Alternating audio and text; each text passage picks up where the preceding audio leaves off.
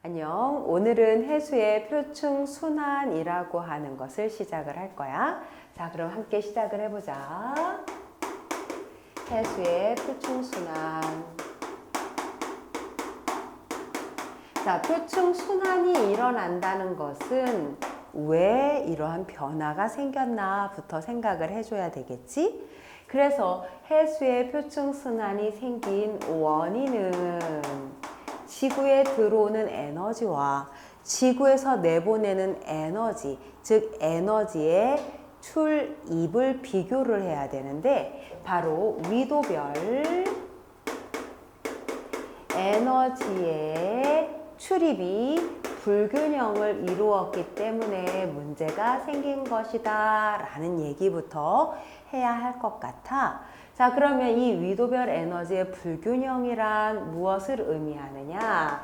지구의 입장에서 에너지를 주고받는 걸 위도별로 이야기를 해보자. 0도에서부터 90도까지 태양에서 들어오는 태양 복사 에너지는 0도인 적도에서는 빛이 거의 수직으로 비춰지니까 훨씬 많은 양의 에너지가 들어오게 되고 90도인 극지방으로 가게 되면 빛이 들어오는 각도가 비스듬해지면서 에너지량이 적게 들어오게 되는 거야. 그래서 지금 이 에너지의 값을 태양 복사 에너지, 바로 지구로 들어오는 유입량이라고 말을 할 수가 있어. 자, 그런데 이번에는 이걸 한번 그려보자. 이거는 무엇이냐라고 하면 바로 지구 복사 에너지. 지구에서 내놓은 에너지의 양, 즉 에너지의 방출량이라고 하는 거지. 그러면 유입이 됐다가 방출이 된다면 적도를 중심으로 하는 저 위도에서는 유입량이 많고 방출량이 적어서 에너지가 남는 에너지 과잉의 상태가 되고 남는 에너지량이 생기게 된다. 반대로 극지방으로 가보면 들어오는 양보다 나가는 양이 많게 되기 때문에 에너지 부족의 상태가 되는 거지. 이 상태를 그대로 두면 저위도는 계속해서 에너지가 남아도니 온도가 높아지게 되고 극지방은 에너지가 부족하게 되니 에너지가 낮아지는, 즉 온도가 낮아지는 현상을 보이게 되는 거야. 그래서 위도별 에너지의 불균형이 초래가 되는데 우리는 이것을 해결하기 위해 남는 에너지를 부족한 곳으로 보내려고 한다는 거지. 이것이 바로 대기와 해수의 순환에 의해서 이루어지는 과정이야. 그래서 대기와 해수가 이렇게 움직여진다라고 했으므로 첫 번째, 이 대기 대순환이라는 걸 먼저 확인을 하고 대기의 대순환에 의해서 이 해수에서도 해류라고 하는 흐름이 나타나게 되는 거야. 우린 그것을 표층 순환이라는 개념으로 설명을 하고자 한다. 자, 첫 번째, 대기 대순환. 자, 대기 대순환이 나타나는 원인은 지금 보는 것처럼 위도별 에너지의 불균형과 함께 자, 이 에너지의 불균형을 해소하고자 대기 대순환이 생겼고 하나 더 지구가 자전을 하기 때문에 받는 힘인 전향력에 의해서 대기 대순환의 방향을 결정하게 된다라고 이야기를 해줄 수가 있어. 첫 번째, 만약에 지구가 자전을 하지 않는다면 어떻게 될까라고 하는 거지. 자, 그러면 지구의 입장에서 지구의 4분의 1쪽을 그려놓고 비교를 한번 해보자. 아래쪽이 0도인 적도, 위쪽이 90도인 극지방. 햇빛이 비춰지면 지금 적도, 저위도의 에너지가 남는 에너지였잖아. 그러므로 남는 에너지를 받은 공기는 아마 따뜻해지게 되겠지. 그럼 공기는 어떻게 움직일까? 따뜻해진 공기는 부피가 증가해서 밀도가 작아지게 된단 말이야. 그래서 공기는 위로 올라가고 옆으로 가고 내려가고 그리고 바람이 불게 되겠지. 우리는 지표에서 바로 이 바람을 느끼게 되는데 북반구에서는 극지방에서 적도 쪽으로 내려오는 북풍이 불게 되는 것이고 남반구라 그러면 이 남쪽의 남극이 추운 지역이 되므로 남풍이 불게 된다라 그래서 대기 대순환은 북풍과 남풍 딱 두 가지밖에 없는 형태가 될 거야. 그런데 지구는 가만히 있는 것이 아니라 자전이라고 하는 것이 있기 때문에 지구가 회전을 하게 되고 문제는 그 위에 있는 공기는 기체인 유체이므로 얘가 회전을 따라 움직이기는 하나 전체적으로 고체처럼 동일하게 움직이지는 못하는 상태가 되는 거지. 그래서 우리는 얘네들을 다시 끊어서 본다면 0도에서 90도 그리고 이것을 다시 끊어서 30도씩 나누어지게 되는데 30도, 60도를 기준으로 대기의 순환의 형태가 나타난다. 아까처럼 보자. 태양에서의 에너지가 가장 많아서 밀도 차이에 의해 공기의 흐름이 시작되는 곳 0도에서는 가장 따뜻한 공기가 위로 올라가니 올라가고 옆으로 가고 내려가고 그리고 바람이 불어야 하는데 바로 여기에 지구의 전향력이라는 게 작용을 미치게 되는 거지. 북반구에서 전향력의 방향은 가고자 하는 방향의 오른쪽으로 남반구는 전향력의 방향이 가고자 하는 방향의 왼쪽으로 작용한다는 특징이 있잖아. 그러면 위에서 아래로 내려오고는 이쪽에서 오른쪽으로 휘어지니 이렇게 휘어지는 바람이 생겨나게 되는 거지. 자, 그러면 우리는 바람은 고기압에서 저기압으로 불게 되니 여기가 고기압, 여기가 저기압 이렇게 표현을 쓰게 될 거야. 자, 이것을 우리는 뭐라고 말을 하느냐?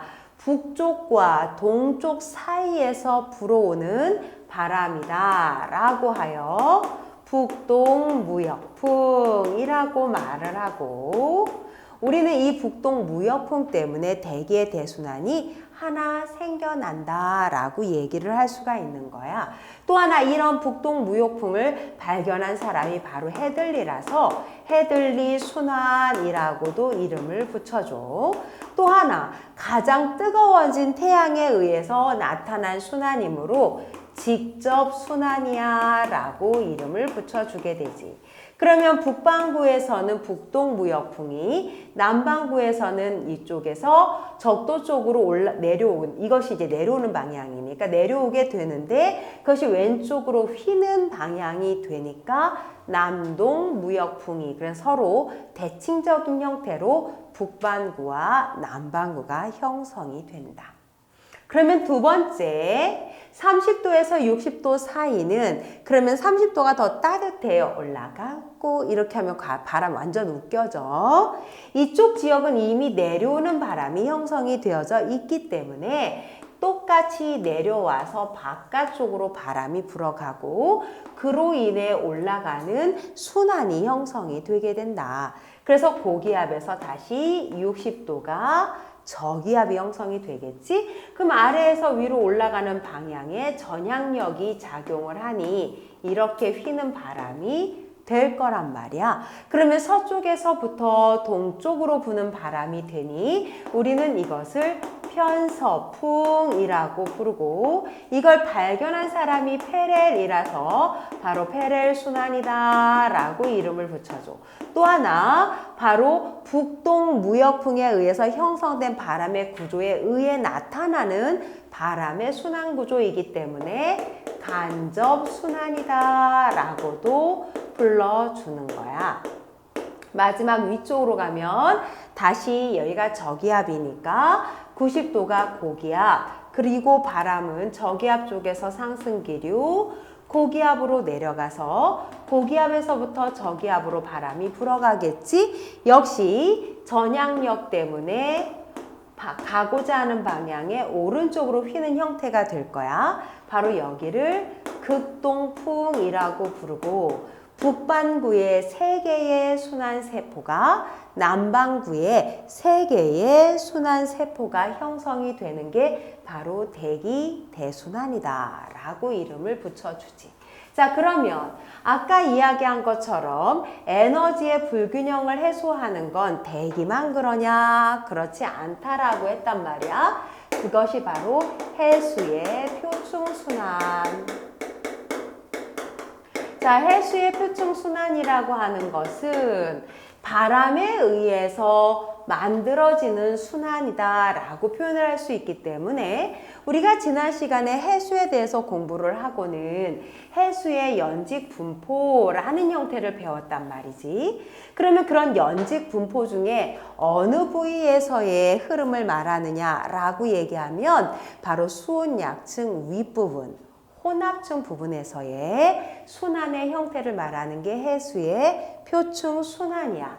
그래서 해수의 표충순환이 나타나는 원인은 바로 에너지의 불균형을 해소하기 위해서 나타나게 되는 것이고, 대기의 대순환에 의해서 바람이 불어지는 것에 의해 나타나는 현상이 되며, 바로 이 대기 대순환에 의해서 혼합층의 흐름을 만들어내게 되는데, 그것이 아무 곳에서 마구 흐르는 것이 아니라 큰 대순환이니까 해수의 흐름도 전체적으로 하나의 흐름을 만들어낼 수 있더라 라고 하는 거겠지. 이것 외에 여기에 영향을 주는 게 하나가 더 있는데 바로 수륙 분포라고 해서 육지와 바다가 어떻게 분포되어 있느냐가 중요하단 말이야. 무슨 얘기냐면 바다가 전체를 이루고 있는 것이 아니기 때문에 육지를 만나면 흐름의 방향을 바꾸어 줘야 하는 경향도 있다라고 하는 뜻이 되는 거지.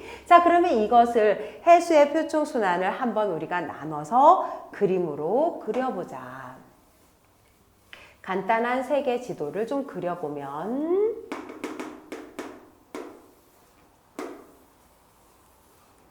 자, 여기가 적도 지역입니다 라고 끊어주고, 여기가 30도 지역, 60도 지역 이렇게 나눠줄 거야. 자, 0도, 30도, 60도 이렇게 나오겠지. 자, 그러면 여기에서의 해수의 순환을 먼저 보기 전에 대기의 대순환 형태부터 먼저 비교해보고 볼까? 0에서 30도 사이에서는 북동 무역풍이, 그리고 30도에서 60도 사이에서는 편서풍이, 그리고 60도 이후에서는 여기에 북극 쪽이니까 북극 쪽에서 나타나는 극동풍이라고 이야기를 하겠지. 자, 이것을 수륙 분포와 연결을 해서 해수의 순환을 한번 만들어 보자. 해수는 요 북동 무역풍을 따라서 이렇게 지나가는 해류가 하나 나타날 거야. 우리는 이것을 북적도 해류라고 불러. 바람의 방향에 따라서 이동을 하고 있는 거지. 이 북적도 해류뿐만 아니라 남반구에서는 남적도 해류라는 게 만들어질 거야. 그러면 모두가 다 같이 이렇게 바다의 서쪽으로 몰려가게 되면 적도에서는 그게 반대로 돌아 나오는 적도 반류라고 하는 것이 생겨나게 된다. 자, 그럼 북적도 해류를 기준으로 나는 북반구만 살펴보고자 한다면, 이렇게 가던 물이 육지를 만났기 때문에 계속해서 갈 수가 없어져. 그래서 육지를 만나면서 이 물이 위쪽으로 이렇게 방향을 바꾸게 되겠지. 이렇게 방향이 바꿔서 올라오는 것을 우리는 쿠로시오 해류라고 불러주는 거야. 그리고 나서 위로 올라가 여기 위에 지금 나타나고 있는 육지의 연결과 완전히 붙은 건 아니지만, 그리고 이 극편서풍에 의한 영향으로 옆으로 이렇게 이동하는 해류가 생겨나게 되는데, 이것을 북태평양 해류라고 불러준단 말이야. 그리고 다시 육지를 만나게 되니 육지를 따라서 돌아 내려오는 해류가 생겨나게 되겠지. 이것을 캘리포니아 해류라고 불러.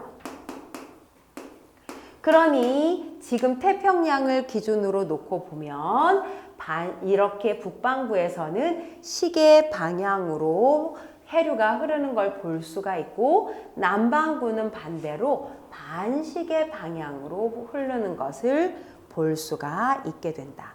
이때 북적도 해류와 북태평양 해류는 주로 바람에 의해서 움직이는 동서로 움직이는 해류가 되는 것이고 쿠로시오 해류와 캘리포니아 해류는 바로 육지의 분포에 의해서 남북으로 흐르는 해류가 되는데 태평양을 기준으로 놓고 보면 쿠로시오는 바다를 기준으로 서쪽이다. 그래서 서안 경계류라고 이름을 붙여주게 되고 자, 캘리포니아 해류는 태평양의 동쪽에 존재하므로 동안 경계류다 이름을 붙여주게 돼. 또 하나 특징은 쿠로시오는 아래쪽에서 저위도에서 고위도로 올라가니까 바로 난류다라고 하게 되고 난류는 온도가 높다, 염분도 높다라고 이야기를 하나 그 안에 들어있는 영양염류나 아니면 산소와 같은 기체 그래서 용존 산소량은 약간 낮다라고 하는 것이 바로 특징이 되고 이 난류가 지나가는 지역은 따뜻한 물의 영향으로 강수량이 조금 많게 되고 주변이 따뜻한 형태를 이루게 되는 것이 특징이야. 캘리포니아는 자, 북반구 쪽에서부터 적도 쪽으로 내려오고 있지. 고위도에서 저위도로 이동을 하니까 차가워진 물이 이동을 한다라고 하여 한류라고 부르게 되고 온도는 낮고 염분은 상대적으로 낮을 것이나 영양염류와 산소의 농도가 난류에 비해서 높게 된다. 그래서 캘리포니아, 즉 이 대륙의 서쪽 해안의 동쪽에 해당하는 부분은 날씨가 맑은 경우가 많고 한여름에도 온도가 많이 올라가지 않으며 서늘한 날씨를 보여주는 그러한 특징을 보이고 있다. 자, 그렇다면 이러한 에너지의 흐름과 해수의 흐름을 보면서 세 번째, 우리나라 주변은 어떻게 될까? 우리나라 주변의 해류까지 봐야 되겠지? 우리나라 주변의 해류는 이렇게 형성이 되고 아래쪽에서 지금 올라오고 있었던 쿠로시오 난류가 있었어.